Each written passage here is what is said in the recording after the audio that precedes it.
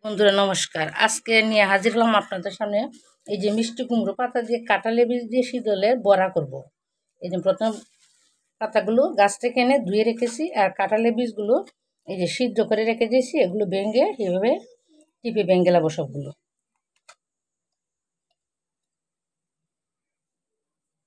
এই যে এগুলো সবগুলো ভেঙে ফেলবো। দেখুন কড়াইতে সরিষার তেল দিয়ে দিলাম, দিয়ে এর মধ্যে পেঁয়াজ রসুন বাটা দিয়ে দিলাম।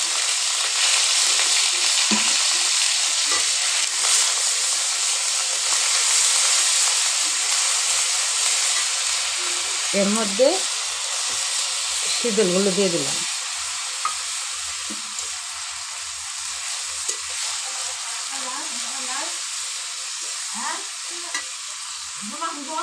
এবার এর মধ্যে কাঁঠালের বীজ দিয়ে দেব।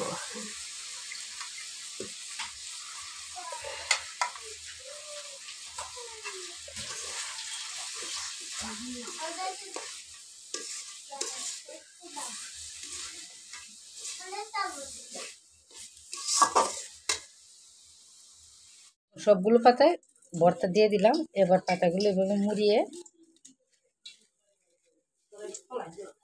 এই যে কড়াই দিয়ে দেব।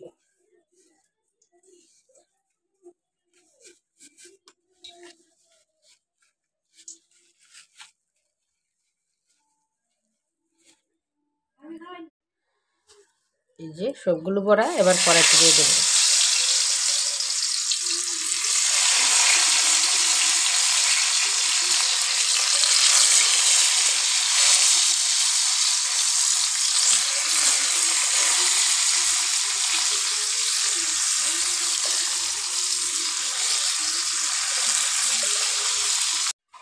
এই দেখুন সবগুলো বড়া উল্টিয়ে দিচ্ছি।